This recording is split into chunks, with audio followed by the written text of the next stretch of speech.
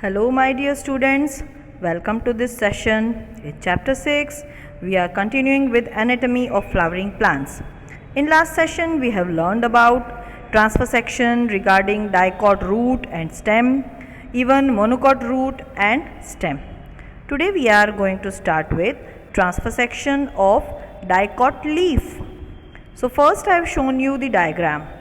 You can see when we cut the section of leaf, it consists of upper epidermis and lower epidermis.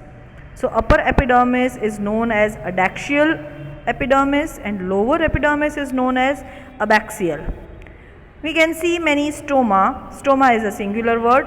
So, many stomatas they are found at lower epidermis as compared to upper. Few are present at upper epidermis.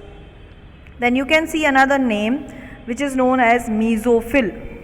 So, actually that parenchymatous cell which is having chloroplast in them and they constitute in leaf, they are known as mesophyll cell. So, this was the diagram. Now, let us understand in detail. Now, if we see the description regarding dicot leaf, it is also known as dorsiventral leaf. Why it is known as such? Because it contained two type of mesophyll. They are palisade as well as spongy. Let us start with the beginning. The vertical section of dorsiventral leaf through the lamina, it shows mainly three regions. They are epidermis, which is outermost side, then mesophyll at the center, and in between vascular system is present. Here epidermis is present at two ends, as I have said to you in the diagram, at upper surface known as adaxial epidermis and at lower surface known as abaxial epidermis. Now a leaf has a conspicuous cuticle. As we have seen, the cuticle was present in dicot stem earlier in the last session. It is a waxy layer and main function is of protection. Here also in leaf, in dicot leaf, cuticle layer is found just at the outer side of epidermis. Now, the abaxial epidermis generally have more stomata than the upper one, which is adaxial. The later may even lack stomata also. That means sometimes in upper epidermis stomata may be absent also. Now, the tissue which is present between the upper and lower epidermis is known as mesophyll. Mesophyll possess chloroplast and carry out photosynthesis. It is made up of special type of parenchyma. Now, it has two types, palisade parenchyma and spongy parenchyma. In the diagram we can easily see towards upper epidermis palisade is located and towards lower epidermis spongy parenchyma is located. So, palisade parenchyma is made up of elongated cell. Just rectangular shaped cells are found which are arranged vertically and parallel to each other. But spongy tissue or spongy parenchyma, they are oval or round, they are loosely arranged, they have spaces in between and it is situated just near to the lower epidermis below the palisade cells. Now, we will see about vascular tissue. Vascular system includes vascular bundles which can be seen in veins and midrib. Midrib is the centralmost vein and it is larger in diameter. The size of vascular bundles are dependent on the size of vein. The veins they vary in thickness in the reticulate venation of the dicot leaf. We all know that dicot leaf have network type of venation. The vascular bundles are surrounded by a layer of thick walled bundle sheath and we can see this clearly in the diagram. So, in this way we have understood how the description can be done regarding dorsiventral leaf, or we can say dicot leaf, or we can say sunflower leaf. So, question can be asked in any term. So, you should know each and every terminology regarding the same topic. So, dear students, we have right now learned how the dicot leaf it looks like.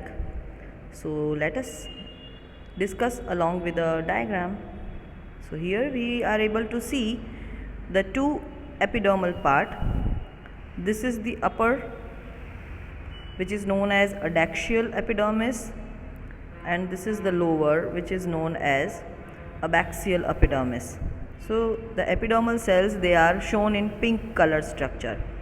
Just above the pink color, a layer is found. This layer is nothing but it is cuticle. So this layer, it implies the cuticle layer, and cuticle has the protective activity. It is waxy layer on both the surfaces.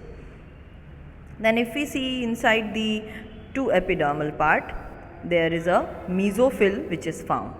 So mesophyll, two type of mesophylls are found. In the upper side, that means just near to the upper epidermis, palisade mesophyll that is found. It is also known as palisade parenchyma. Now if we observe the cells, they are almost rectangular in shape and they are compactly packed. Okay, even they contain chloroplast. So these dotted structure, they show chloroplast, and they are tightly packed and they are almost column like. Just beneath it, it is spongy mesophyll. They are almost round or oval in structure and they are comparatively loosely packed. So this is the difference between palisade and mesophyll. They also contain chloroplast. They are meant for photosynthesis as they are found in leaf. Then even air cavities or air spaces are found in between the mesophyll, which is of spongy type. So large air cavities are found. Now this is the opening at the lower epidermis known as stoma. Stoma is the singular word for stomata. So we can call it stomata. You are more familiar with this term. And this is substomal cavity. So space just near to the stoma is substomatal cavity. So in this way, all these structures, they are observed. Now here if we see this much portion, that comprises of vascular tissue, and vascular tissue, it has xylem and phloem. Even it is surrounded by this layer. You can see this layer is the bundle sheath, which is protective. So in this way, these structures, they are found, they are seen in dicot leaf or sunflower leaf. It is also known as dorsiventral leaf. Okay students, now this diagram, it is regarding monocot leaf or maize leaf. It is also known as isobilateral leaf. And here we can see the upper epidermis as well as lower epidermis. Then lower epidermis is showing stoma. Here also the same concept is there. Then the vascular bundles, they are arranged. And even if we see the differentiating point, the mesophyll is of one type. And even there is no bifurcation of palisade or spongy parenchyma, but overall all the cells, they are similar. They are compactly packed without any intercellular spaces, and even it also consists of mesophyll chloroplast, because always in leaf when the parenchyma is found, it contains chloroplast for photosynthesis. Now let us start with the description.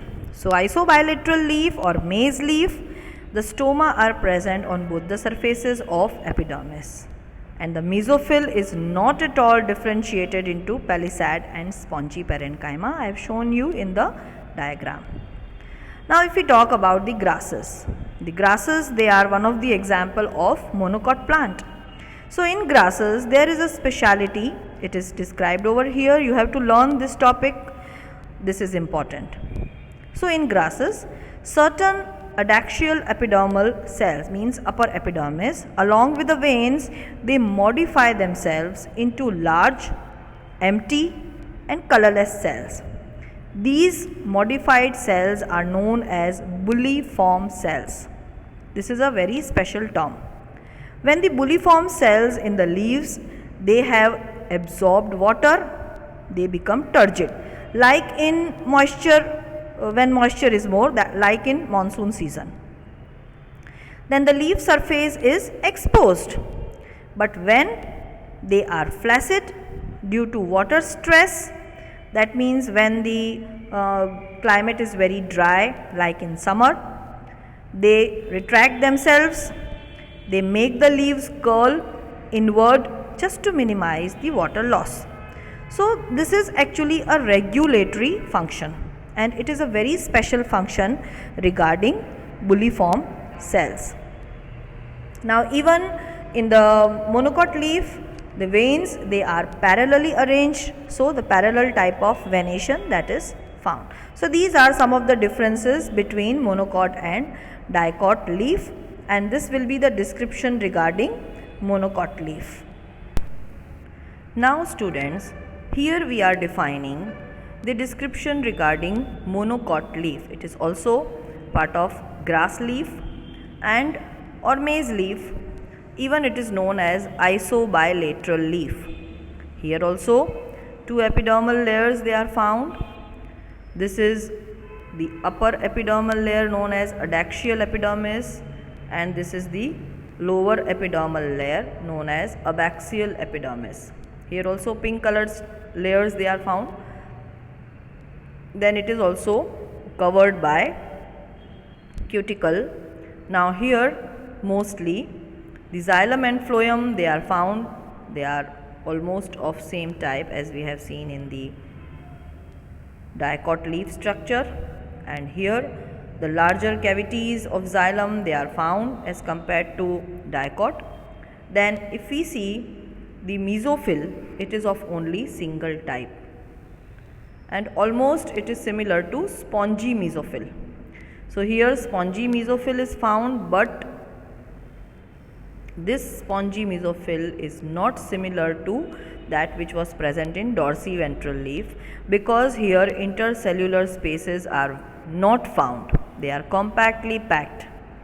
And here also stoma is present at the lower surface, even sometimes at the upper, almost stomata they are equally found in upper and lower epidermis, especially in maize or monocot leaf. So this is also one of the difference, and this is substomatal cavity. So some features they are similar, few of the differences are there. Sometimes we have mentioned in the other reference books that at the upper epidermis in grasses especially, the bulliform cells they are found. So bulliform cells are nothing but they are the specialized cell which are found on the upper epidermis, and their structure is almost like this which I am drawing here, and they have the regulatory function. So this is actually bulliform cell.